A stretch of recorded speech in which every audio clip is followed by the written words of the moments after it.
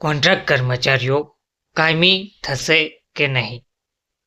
ગુજરાત બજેટની અંદરની હકીકત, ફૂલ રિયાલિટી ચેક. કોન્ટ્રાક્ટ કર્મચારીઓ માટે આ વિડીયો ખાસ રહેવાનો છે. સૌથી પહેલા એક સવાલ. મિત્રો, આ એક વિડીયો નથી, આ એક સવાલ છે. એ સવાલ જે છેલ્લા 10 થી 15 વર્ષથી ગુજરાતના લાખો કર્મચારીઓ રોજ પોતાને પૂછે છે. હું સરકાર માટે કામ કરું છું, પરંતુ શું સરકાર મને સ્વીકારશે? બજેટ પહેલા આજે ફરી એકવાર એ જ વાત ચર્ચામાં જોવા મળી રહી છે. તે છે કોન્ટ્રાક્ટ કર્મચારીઓ કાયમી થશે. પણ આ સત્ય છે? આ શક્ય છે કે પછી ફરી એક સપનું?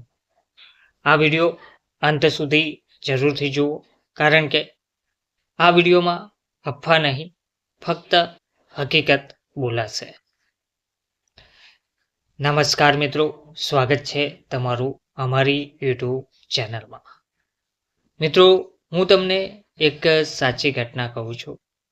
એક કર્મચારી, જે નામ કહેતો નથી, પરંતુ તેમની વાત સાચી છે. તે કર્મચારી 2009માં કરાર પર ભરતી થયા હતા. આજે 2026 ચાલી રહ્યું છે.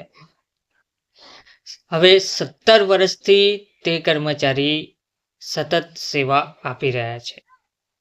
રોજ સરકારી સમય મુજબ ઓફિસ સમયસર પહોંચવું, ફાઇલ, કામ, જવાબદારી દરેકની સંભાળ તે રાખે છે. પરંતુ આજે એનો સાઇન દર વર્ષે નવા કાગળ પર થાય છે. આજે પણ પગાર ઓછો છે. આજે તે કાયમી નથી. એટલે કે જે માણસ 17 વર્ષથી એક જ જગ્યા પર કામ કરી રહ્યા છે, 2009માં તે કરાર પર જોડાયા હતા, આજે 2026 ચાલી રહ્યું છે. 17 વર્ષની સેવા પછી પણ રોજ ઓફિસ સમયસર, ફાઇલ, કામ, જવાબદારી બધું સંભાળ્યા પછી પણ આજે એમનો સાઇન દર વર્ષે નવા કાગળ પર થાય છે. આજે પગાર ઓછો છે અને આજે પણ તે કાયમી નથી. તો મિત્રો, આ એક માણસ નથી, આ એક વર્ગ છે. કોન્ટ્રાક્ટ સિસ્ટમ ઊભી કેમ થઈ? હવે બીજો પ્રશ્ન થાય છે, સરકાર કોન્ટ્રાક્ટ પર માણસો કેમ રાખે છે, કર્મચારીઓ કેમ રાખે છે?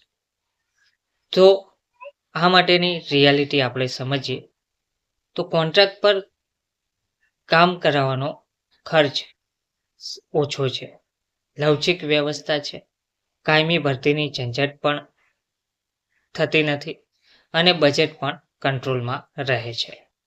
આ વ્યવસ્થા શરૂઆતમાં ટેમ્પરરી હતી, પણ ધીમે ધીમે ટેમ્પરરી પરમનન્ટ ટેમ્પરરી બની ગઈ. એટલે કે શરૂઆતમાં આ વ્યવસ્થા જ્યારે ચાલુ કરવામાં આવી ત્યારે ટેમ્પરરી તેને નક્કી કરવામાં આવી હતી કે કાયમી ભરતી ના થાય ત્યાં સુધી ટેમ્પરરી માણસો લેવામાં આવે, કર્મચારીઓને કરાર આધારિત ભરતી કરવામાં આવે. પરંતુ આ ટેમ્પરરી પ્રક્રિયા સરકારને ફાવી ગઈ અને આ ટેમ્પરરી પ્રક્રિયા પરમેનન્ટ ટેમ્પરરી બની ગઈ. ગુજરાતમાં અંદાજે કેટલા કોન્ટ્રાક્ટ કર્મચારીઓ છે?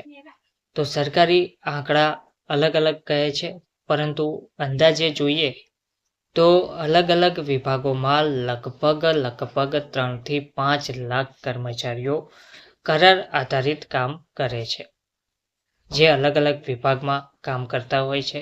જેમાં આરોગ્ય વિભાગ આવી ગયું, શિક્ષણ વિભાગમાં પણ કોન્ટ્રાક્ટ પર શિક્ષકો કામ કરે છે, પંચાયત વિભાગમાં પણ કોન્ટ્રાક્ટ પર કામ ચાલે છે, શહેરી વિભાગ, આઉટસોર્સિંગ વિભાગ, આંગણવાડી પણ એક કોન્ટ્રાક્ટ આધારિત જ યોજના છે.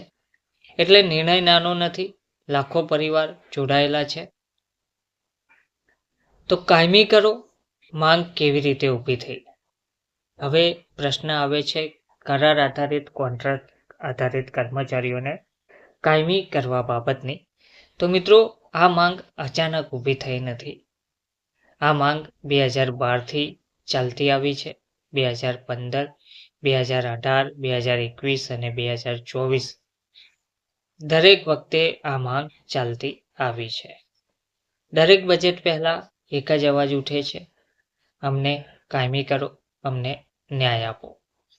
અને દર વખતે સરકાર કહે છે વિચારણા હેઠળ ચાલી રહ્યું છે. એટલે કે સરકાર દર વખતે કહે છે કે આ પ્રક્રિયા વિચારણા હેઠળ છે, પરંતુ તેનો 2012થી લઈને આજ સુધી કોઈ નિર્ણય આવ્યો નથી. હવે બજેટ એટલે શું? બજેટને લઈને લોકો ગેરસમજમાં કેમ પડે છે? તો મિત્રો, અહીંથી સૌથી મોટી ગેરસમજ ઊભી થાય છે. તે છે બજેટ એટલે શું? ઘણા લોકો માને છે બજેટ આવે એટલે બધું થઈ જાય. હકીકત બજેટ બરાબર જાહેરાત, અમલ બરાબર નીતિ પ્લસ નિયમ પ્લસ સમય.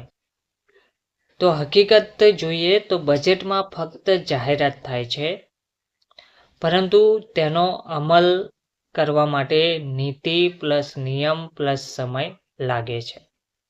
એટલે કે બજેટમાં જો જાહેરાત થાય તો આશા બંધાય, પરંતુ તેની પ્રક્રિયા પૂર્ણ થતાં ઘણો સમય લાગે છે. નીતિ બંધાય છે, નિયમો જોડવા પડે છે, નિયમો લાગુ કરવા પડે છે, અને તેમાં ઘણો સમય થાય છે. એટલે કે નીતિ પ્લસ નિયમ પ્લસ સમય મળીને આ પ્રક્રિયા પૂર્ણ થાય છે.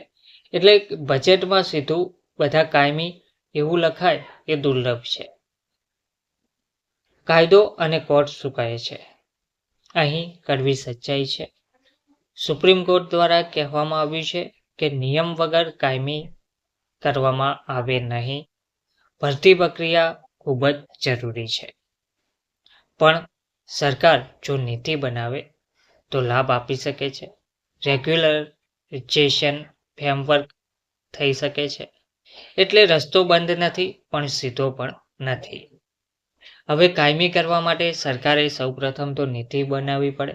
અમુક વર્ષોથી કામ કરતા, જેમ કે 3 કે 5 વર્ષથી સતત એક જ જગ્યા પર કામ કરતા કર્મચારીઓને કાયમી કરી શકે છે. તેનાથી કર્મચારીઓનો અનુભવ પણ જોવા મળશે અને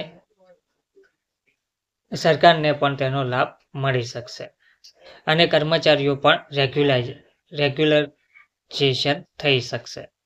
એટલે રસ્તો બંધ નથી, પણ સીધો પણ રસ્તો જોવા મળતો નથી.